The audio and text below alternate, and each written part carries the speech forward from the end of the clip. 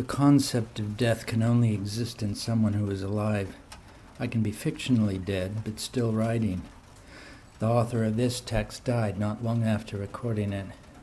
Death is bigger for the person who leaves nothing behind, more complete.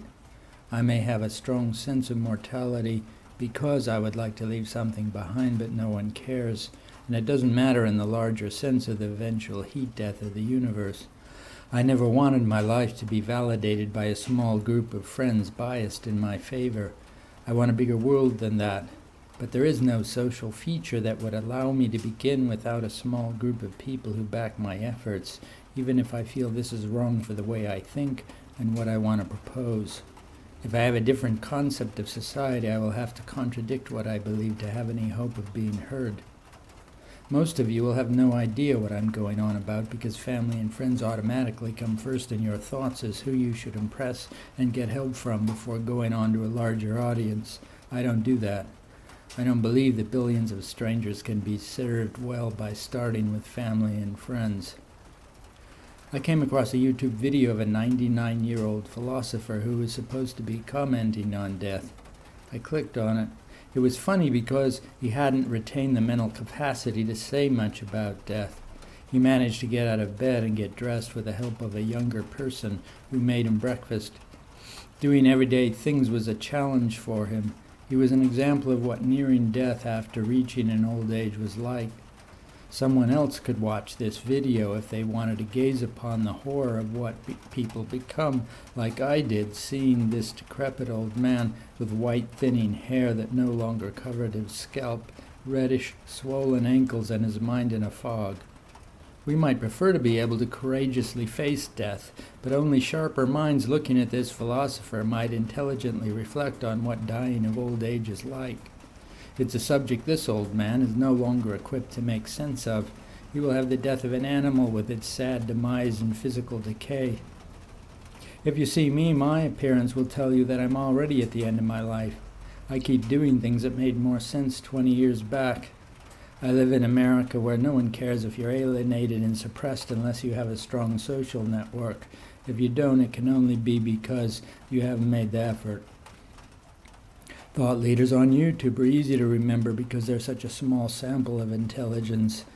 They might have a friend or colleague who wrote a book about death, but what do these people know about it? They assume that many of their accomplishments will outlive them.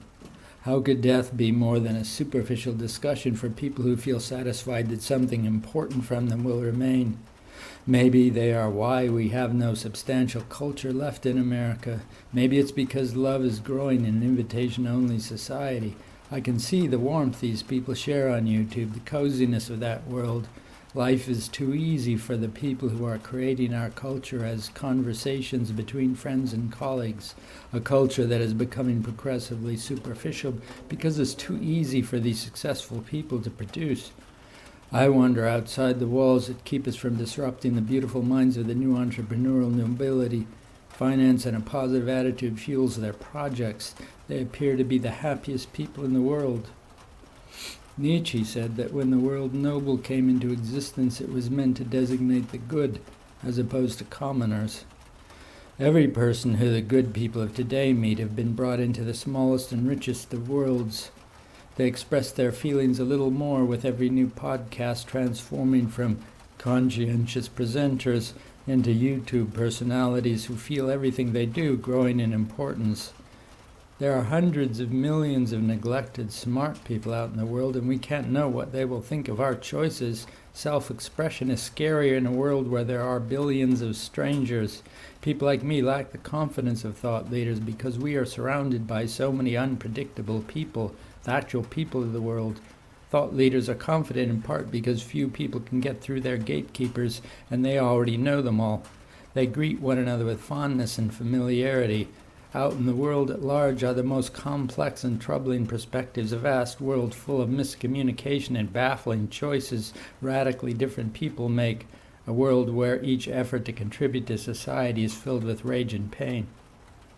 The most important events are those in which millions of people are equally involved, and we can't name them all. Those events will be lost in the telling if reduced to central characters who were not what made this event special. What if social success was the ability for more people to be involved in some social reflection or questioning? What if the extension of this ability to more people was the evolution of a better society? This society will lie outside our comfort zone for thinking about important events. We like to limit stories to a small number of memorable protagonists who make them easier to remember, and they will offer the very opposite of what was working. What was working was not a few people standing out and being valued above all others, but the further evolution of greater numbers of people interacting well together. I'm talking about success within a chaotic world without gatekeepers to reduce the participants to a more manageable number of people. This world, the world YouTube thought leaders are protected from. Society is designed for the advantage of a small number of people. Our thoughts can't easily accommodate a world for more people, even if that's the only way improvements to society could be made. I grew up with people who I had little resemblance to, and now I'm alone among most people, as I was growing up.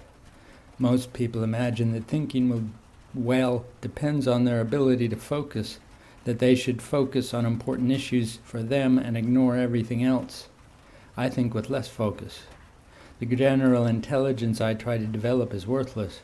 If I manage to bring enough factors into my mental processing to begin to make sense of the world, it amounts to a long stream of thought no one wants to follow to its end, not even me.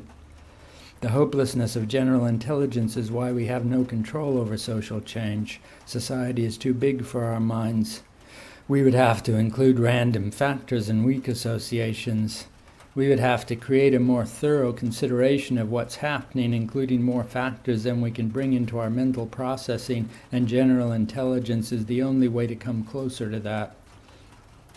I want time to pass quickly so that I can, hopefully, arrive at a better future, but I'm old. That amounts to rushing through the little time I have left. I can already see my judgment getting worse. I'm having greater difficulty editing my writing. I seldom see this cognitive decline in my daily interactions or conversation, but my writing looks very different regarding its effectiveness on different days, which is a clear sign of poor judgment. I must be careful to delay sending work out until I've seen it during a period when I'm more lucid and capable of critical appraisal, rather than on those bad days when all my thoughts seem prescient. Not that it matters. I've had editors praise what I've sent them, but always with the qualification that it's not what they were looking for. I knew that before I sent it. I am more afraid that my writing will never find an audience than I am of dying, though I don't understand why the recognition of my efforts by a society I don't like is so important to me. As a writer, I often feel more dead than alive, and oddly enough, that takes the form of embarrassment.